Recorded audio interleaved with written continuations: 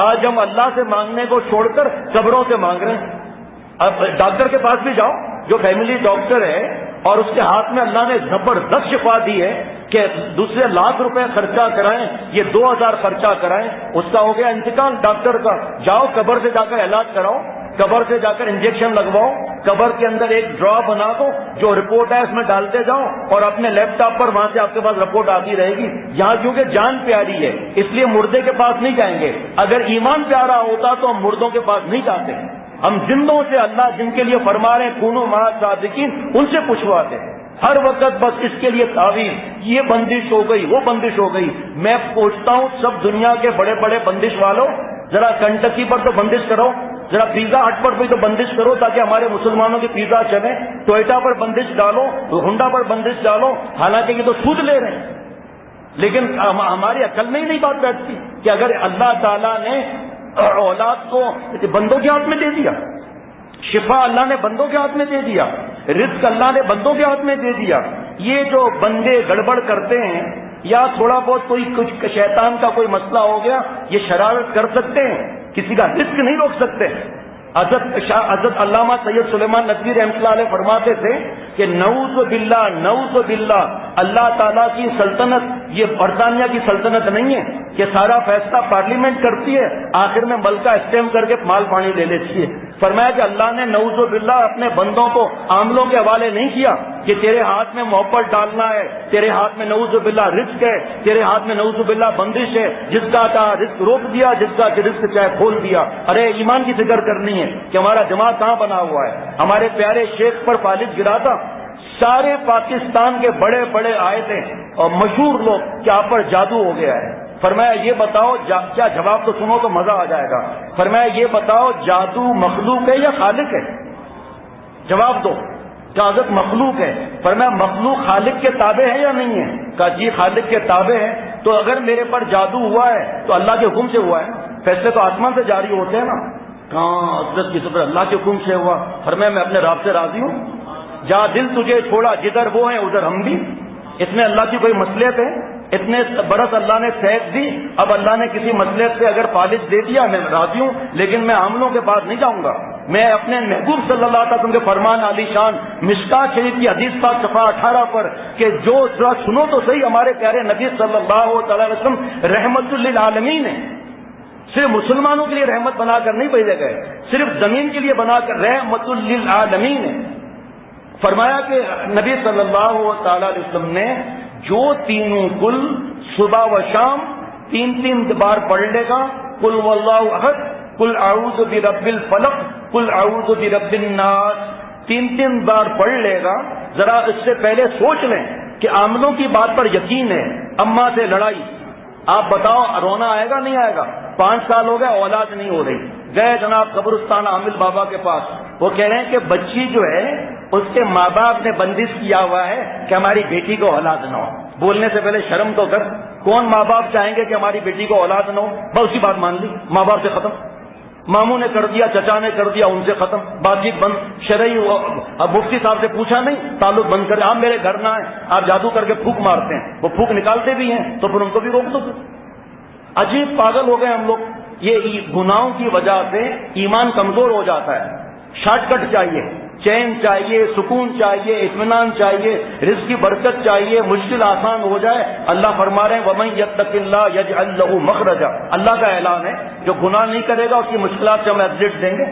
اللہ کا ایگزٹ نہیں چاہیے. ہم لوگ جو بتا دے پیسے جا رہے ہیں، ایمان جا رہا ہے، نمازیں جا رہی ہیں، کوئی فکر نہیں ہے. اور جس کے پاس جا رہا ہے وہ ناچ رہا ہے، عورتوں کے ساتھ بیٹھا ہوا ہے، جماعت کی نمازیں نہیں پڑھ رہا. اور محبوب صلی اللہ تعالی وسلم کی طبیعت ناساز ہے، آخری وقت ہے، نماز کا وقت ہوتا ہے. 2 صحابہ رضوان اللہ علیہ مجمعین سے فرماتے ہیں کہ مجھے یہاں سے پکڑو، اور پیر مبارک زمین پر گھسٹ رہے ہیں اور اللہ تعالیٰ کا سب سے لاڈلا پیارا اور چہیتا، فرشتوں کا سردار، جنت کا سردار، انبیاء علیہ الصلوۃ والسلام کا سردار جا کے نماز پڑھ رہے ہیں جا کر.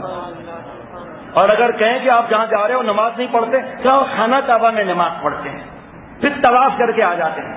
اور پھر صلاۃ و سلام بھی پیش کر کے آ جاتے ہیں. حضرت نے فرمایا ہم آپ پر کیوں شک کریں بھائی, آپ ایسے پہنچے ہوئے ہیں, شیطان تک پہنچے ہوئے ہیں, لیکن آپ پہنچے ہوئے, ہم شک نہیں کرتے, لیکن آپ کو ہم 3 دن کمرے میں بند کر دیں گے. ارے بچہ جب تو کھانا کھاوا جاتا ہے تو زمزم پی بھائی, وہاں ایک اشارہ کر دے 10 لوگ کھانا کھلانے آ جائیں گے. ایسا مبارک کھانا مکہ شریف کھا کے رہا, مدینہ شریف کی اجوا کھجوریں کھا, مدینہ شریف میں بھی زمزم ملتا ہے وہ بھی کھا. اگر تیرے پاس کسی کا ایڈریس نہیں ہے, ہم ایڈریس دیتے ہیں, وہ تینوں وقت تجھے کھانا کھلائے گا, ہماری گارنٹی ہے. لیکن تو وہاں پر کھانا جا کر کھا, پھر کیا ہوگا, پھر انشاءاللہ تعالی 24 گھنٹے میں اس کمرے کی کھڑکی توڑ کے بھاگ جائے گا. اب جاؤ نا مدینہ شریف پہ کھا کے آؤ. مکہ شریف ایسے بدھو اپنے آپ کو بڑا عقل مند سمجھتے ہیں, شیخ وہ آپ نماز نہیں پڑھتے, چپ نالائق, ہم کو حقیر سمجھتا ہے. گناہ ہے کبیرہ بدگمانی کرنا. میں مکہ شریف میں اب جماعت میں نماز پڑھ کر آتا ہوں. وہ کون سی راکٹ میں تو جاتا ہے, ابے تو اس مقام کا نہیں ہے, ہم چھٹے آسمان کے. بھائی نیچے آ جا, آسمان پر فرشتے پہلے ہی بہت ہیں, اللہ نے ہمیں وہاں پر بھیجنے کے لیے نہیں بھیجا, اللہ تعالیٰ نے نیچے رکھا ہے, پہلے ٹکنا تو کھول. گناہ کبیرہ ہے, بخاری شریف کی حدیث پاک ہے, ما اسفل من الکعبین من الازار فی النار. چلنے بخاری شریف سے بڑی کوئی کتاب ہے حدیث پاک کی؟ بڑے اللہ والے بنتے ہیں ہم لوگ. خدا فرما چکا قرآن کے اندر, حضرت فرماتے ہیں کو ہوا پر اڑتا ہو رات دن, ترک سنت جو کرے شیطان گن. کرامت حق ہے, لیکن مشکات شریف جو حدیث پاک کی کتاب ہے اس کی شرح 11 جلدوں کی مرقات, اس میں لکھا ہے کہ کرامت حق ہے, لیکن 1000 کرامات سے بڑھ کر, جی سن لیجئے, کہ 1000 کرامات سے بڑھ کر دین پر استقامت سے رہنا ہے. استقامت کیا, کہاں سے پتا چلے گا بھائی؟ ایئرپورٹ پر, ایئرپورٹ نہیں, ایئرپورٹ پہ پتا چلے گا. جب ایروسٹس پوچھے گی حاجی صاحب ٹھنڈا یا گرم کا دونوں لے آؤ, یہاں استقامت کا پتا چلے گا. جب احرام پہنا ہوا ہے ایروسٹس کو دیکھ رہا ہے, یہاں استقامت کا پتا چلے گا. ریلوے اسٹیشن پر پتا چلے گا, بس اسٹاپ پر چلے گا, مارکیٹ میں پتا چلے گا کہ نامحرم کو دیکھ تو نہیں رہا. بخاری شریف کی حدیث پاک ہے زنا العین میں نظر بازی آنکھوں کا زانی تو نہیں ہے, یہاں استقامت کا پتا چلے گا. مالداروں کے پیچھے پیچھے گھوم رہا ہے, یہاں استقامت کا پتا چلے گا. نماز پڑھنے کے وقت میں یہاں استقامت کا پتا چلے گا. نامحرم آ گئی, پردہ نہیں کر رہا, یہاں استقامت کا پتا چلے گا. 1000 کرامات سے بڑھ کر ہے دین پر استقامت سے رہنا. حضرت بشری حافظ رحمۃ اللہ علیہ کو اللہ نے کرامتیں نہیں دی, کتنے بڑے اللہ والے تھے, لیکن نماز چھوڑتے تھے کیا, کسی سنت کو چھوڑتے تھے, شرعی پردہ نہیں کرتے تھے. حضرت جنید بغدادی رحمۃ اللہ علیہ کی کتنی کرامتیں ہیں, لیکن ایک بات, حضرت جنید بغدادی رحمۃ اللہ علیہ کے بعد 10 برس ایک خادم رہا, پھر کہا میں آپ کو چھوڑ کر جاتا ہوں. اب کہ کیوں, خیریت؟ کہ ہم نے کوئی کرامت آپ کی نہیں دیکھی. فرمایا بیٹا تقویٰ کے لیے, ولایت کے لیے کرامت فرض ضروری نہیں ہے, اللہ دے دے بندے کی اختیار کی نہیں ہے. کہ بس میں تو جاتا ہوں, مجھے تو کرامت چاہیے, ہم تو کرامت کے بھوکے ہیں. فرمایا کہ 10 سال آپ ساتھ رہے ہو, کبھی مجھے شریعت سنت کے خلاف دیکھا, کبھی سنت کے خلاف دیکھا؟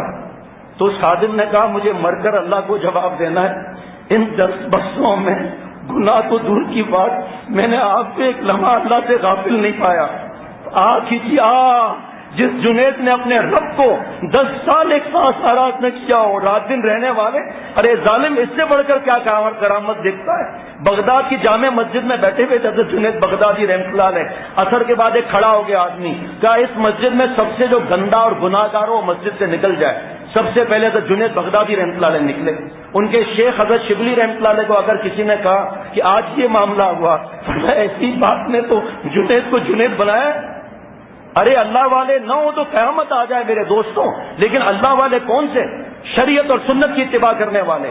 ناچ رہے ہیں, ڈھول بج رہا ہے, نمازوں کی فکر نہیں ہے, عورتوں سے احتیاط نہیں ہے, داڑھی ایک مٹھی سے کم ہے, مونچھیں بڑی بڑی ہے, گناہ کبیرہ ٹکنا چھپا ہوا ہے. اور جناب کیونکہ یہ لوگ دوسرے کو سچ تو بولتے نہیں ہیں کہ گھر سے ٹی وی نکالو, جماعت کی نماز پڑھو, اس لیے وہی اچھے لگتے ہیں. بس باقی 2 منٹ رہ گئے, وہ حدیث پاک بتا دیتا ہوں کہ کہیں جانے کی ضرورت نہیں.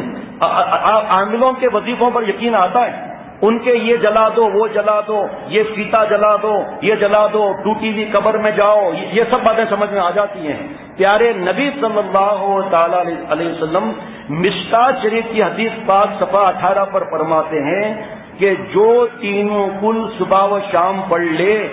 ہمارے حضرت فرماتے تھے بچوں کو یاد کراؤ, گھر کی خواتین سستی کر لیتی ہیں, جو تینوں کل صبح و شام پڑھ لے, جادو سے, ہاں دیکھو, جادو سے, نظر سے, حسد سے, ہر شر سے, کالے جادو سے اس کی حفاظت ہوگی. حضرت نے اس عامل بابا کو جواب دیا کہ میں یہ تینوں کو صبح و شام پڑھتا ہوں، اور ایک اللہ والے نے یہ نسخہ بتایا کہ جو روزانہ ہر نماز کے بعد 7 دفعہ یا کہارو پڑھ لے، جادو کا باپ بھی اس کے نزدیک نہیں آئے گا انشاءاللہ تعالیٰ۔ فرمایا بس باقی آپ دعا کرو، دم کرو، میں منع نہیں کرتا، پانی پر قرآن پاک پڑھ کر دم کرو، میں منع نہیں کرتا، لیکن میں کسی کو اپنی قمیص ومیز نہیں بھی دوں گا۔ یہ ہیں اللہ والے جو اللہ کے پاس چلے گئے، لیکن ان کا صدقہ جاریہ آپ دیکھ لو، جو حضرت والا کے ساتھ خادم رہے ہیں 46 برس ساتھ۔ میرے مرشد ثانی حضرت میر صاحب دامت برکاتوں کے پاس چند منٹ آ کر پوچھ لو کہ آپ 46 برس ساتھ دے، رات دن سفر حضر میں ساتھ دے، فرمائیں گے کہ بس ایک لمحہ اللہ سے غافل نہیں دیکھا، گناہ تو دور کی بات ہے۔ اللہ تعالیٰ مجھے اور ہم سب کو جو بیٹھے ہوئے ہیں، جو موجود نہیں، ہمارے گھر والوں کو، اللہ ہماری اولاد اور قیامت تک کی ذریات کو حضرت والا کے درد دل میں سے، صدیقیت کی آخری سرحد میں سے ایک ذرے کی اللہ بھیک ہمیں عطا فرما دے، ہم اللہ والے بن جائیں گے۔ اللہ تعالیٰ مجھے اور ہم سب کو عمل کی توفیق عطا فرمائے۔